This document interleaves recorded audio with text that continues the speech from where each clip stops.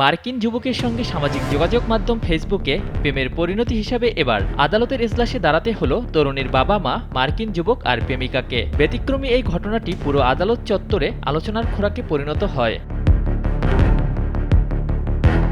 বিন্ধেসী বন্ধুর প্রেম ভালোবাসায় পড়াশোনার সুযোগ পেল বান্ধবী। রোববার এমনই এক আদেশ দেন দেশের সর্বোচ্চ আদালত। প্রেমিকাকে ফিরে পেতে ও তার মৌলিক অধিকার রক্ষায় হারুন আসাদ মির্জা নামে এক মার্কিন যুবক ছুটে আসেন বাংলাদেশে।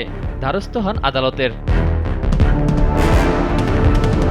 মার্কিন নাগরিক হারুন আসাদ মির্জার সাথে সামাজিক যোগাযোগ মাধ্যম ফেসবুকে পরিচয় হয় কক্সবাজারের মেয়ে সার্জিনা আফরিন আমিরার। পরিচয় থেকে বন্ধুত্ব, একসময় সে বন্ধুত্ব রূপ নেয় ভালোবাসায়। বাড়তে থাকে দুজনের সম্পর্কের ঘনিষ্ঠতা। ভালোই চলছিল তাদের মন দেয়া নেয়া।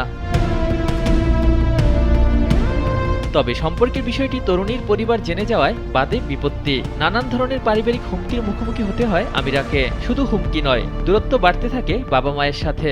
এক পর্যায়ে বন্ধ হয়ে যায় আমিরার পড়ালেখা। কেড়ে নেওয়া হয় তরুণীর মোবাইল ফোন। আটকে রাখা হয় রুমে। চলে শারীরিক ও মানসিক নির্যাতন। পরিবারের এমন চাপে এক পর্যায়ে আসাদ মির্জার সঙ্গে যোগাযোগ বন্ধ হয়ে যায় আমিরার। বিভিন্ন মাধ্যমে চেষ্টা চালিয়ে যোগাযোগ করতে পারেননি আসাদ মির্জাও। উপায় না পেয়ে ভালোবাসার টানে বাংলাদেশে ছুটে আসেন এই মার্কিন যুবক।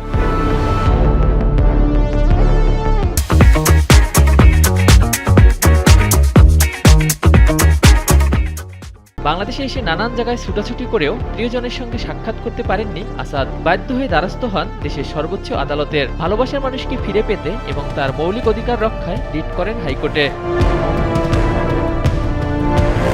রিটের প্রাথমিক শুনানি নিয়ে তরুণীর বক্তব্য শুনতে চায় হাইকোর্ট। একই সঙ্গে জারি করা হয় রুলে বাংলাদেশে এই তরুণীকে বেআইনিভাবে আটকে রাখা কেন আইন বহির্ভূত ও বেআইনি ঘোষণা করা হবে না জানতে চাওয়া হয়। সেই সাথে স্বরাষ্ট্র সচিব, পুলিশের মহাপরিদর্শক, কক্সবাজার পুলিশ সুপার ও কক্সবাজার সদর থানার ওসি সহ সংশ্লিষ্টদের রুলের জবাব দিতে বলা হয়। আজ তরুণী আমিরা ও তার মা বাবা এবং মার্কিন যুবক আসাদ অর্থাৎ উভয় পক্ষের কথা শোনেন বিচারপতি ফারা মাহবুব ও বিচারপতি দেবাশিস রায় চৌধুরীর হাইকোর্ট বেঞ্চ। পরে 18 বছর বয়সী তরুণীকে পড়াশোনা করার সুযোগ দেওয়ার জন্য মা বাবাকে নির্দেশ দেয় হাইকোর্ট। সেই সাথে তার ব্যবহার করা মোবাইল ফোন 24 ঘন্টার মধ্যে ফিরিয়ে দেওয়া সহ বাবা মায়ের সাথে সম্পর্ক উন্নয়নে কাউন্সিল করারও নির্দেশ দেয় আদালত। এ সময় মার্কিন যুবককে সব ধরনের নিরাপত্তা দিতে তরুণীর বাবাকে মৌখিক নির্দেশ দেয়া হয়। সে যেভাবে পড়াশোনা করতে চায় সেই ব্যাপারে কোনো ধরনের কোনো কম্প্রোমাইজ করা যাবে না, এই বিষয়ে তার বাবাকে একটি ডাইরেকশন দেওয়া হলো এবং তাকে 24 ঘন্টার মধ্যে তাকে তার মোবাইল ফোন, তার কমিউনিকেশন যে ডিভাইসটা আছে সেটা তাকে ফেরত দেওয়ারও একটি ডাইরেকশন দেওয়া হয়েছে।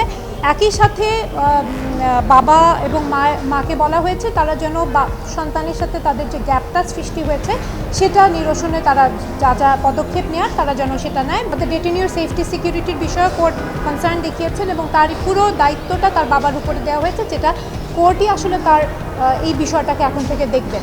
আদালতের এ রায়ে সন্তুষ্টি প্রকাশ করেন মার্কিন যুবক। ধন্যবাদ জানান তার হয়ে লড়াই করা আইনজীবীদের। The court is taking responsibility.